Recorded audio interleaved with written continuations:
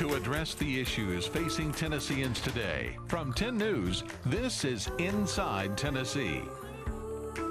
Good morning and welcome to Inside Tennessee. I'm your moderator, John Becker. There is a new sheriff in town. Well, actually, he's been on the job several months now and spent almost 30 years with Knox County Sheriff Department before taking the top job.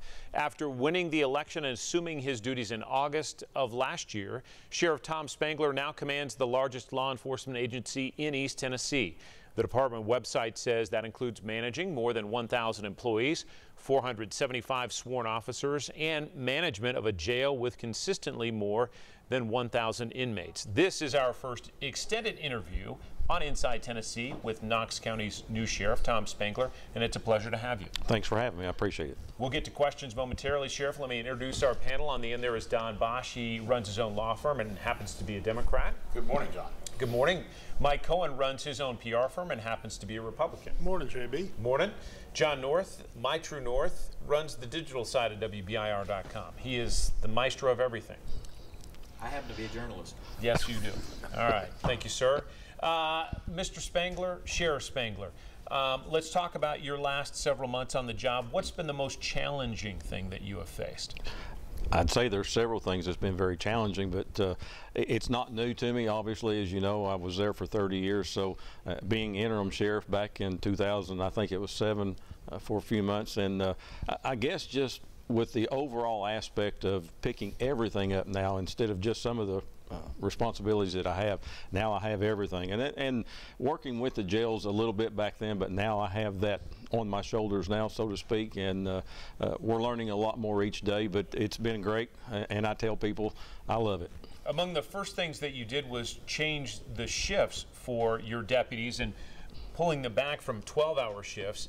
Explain your motivation there and then how you've seen that develop over several months. One word: safety. Not only safety for the officers, but the safety for the community. I just didn't want our officers out there working 12 hours, which could turn into 14 or 16 hours, them being tired and having to make that life-saving or life-threatening decision on anything, and them being exhausted in that manner. And I just didn't feel professionally, from my experience, that was the right thing. So within 10 days of us taking office, then that was changed. You also shaved some upper-level positions within the department. You made those changes early on. How would you assess how that's gone in your administration? I think it's going well, and when you say shave, what has happened, we've had people that have retired. And with those positions, I'm not going to refill those positions as ranking officers. What I intend to do, and which we're working on now with our upcoming budget, is to make those positions either corrections and or patrol positions. As I said during the campaign, I want to get more people out on the street. I want to have more people working in that jail so that we can do more things. I want to move to the jail. That is one of the most pressing issues that I know our panel wants to weigh in on, but let's just set the scene for our viewers who aren't familiar with the jail population and kind of where it stands. You are overcrowded. Overcrowded, yes, sir. And very much. For our viewers who don't understand what that means, explain exactly what it does mean. It means that we don't have enough beds for the inmates that we have incarcerated within our jail. Several years ago, before I came in office, they end up double bunking some of the pods just because instead of adding more facility, if you will, we double bunked the pods, but what they didn't do was they didn't add any more staff to it. So what you had compared to 40 inmates in a pod and 1 officer in there, now you have 80 inmates in a pod and 1 officer in there. So there's a safety factor for both inmate and for the officer, because if you take all the inmates out at one time to give them their time out, then of course you've got 1 officer who's watching those, and if there's a conflict between 2 inmates or something, then it grows, and that's part of our problem right now. And obviously we are out of room, and I did make it very well known when I first came into office that we're overcrowded.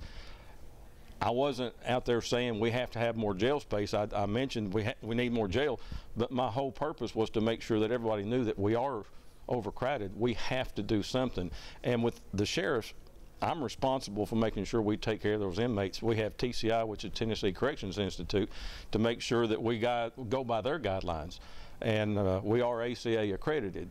And both of those entities have come in and said this jail is run properly. So, you know, it's something we'll continue working on. We're working with the DA's office, KPD, ourselves, and trying to find other ways to see what we can to reduce the numbers.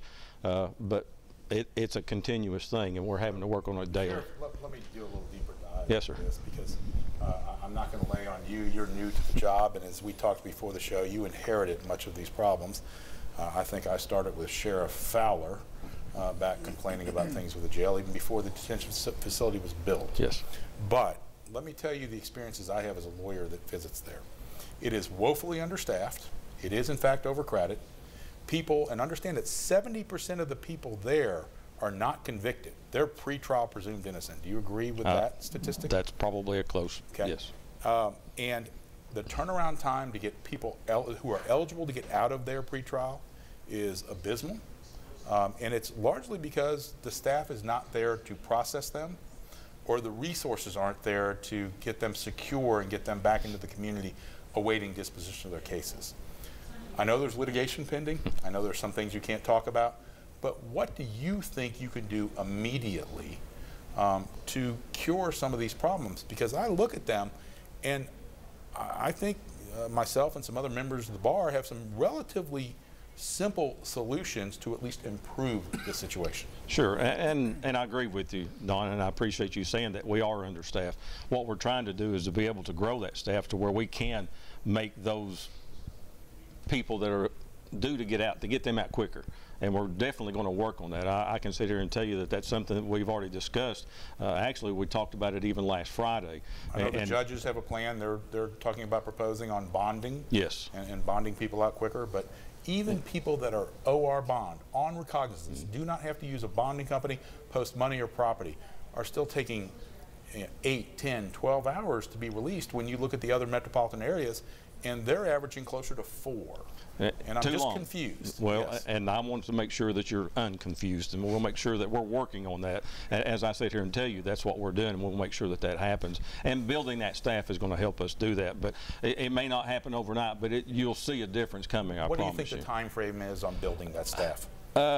Again, it's going to depend on how many people we get applying, which right now we're seeing more people apply than we've seen and they've seen in the past few years.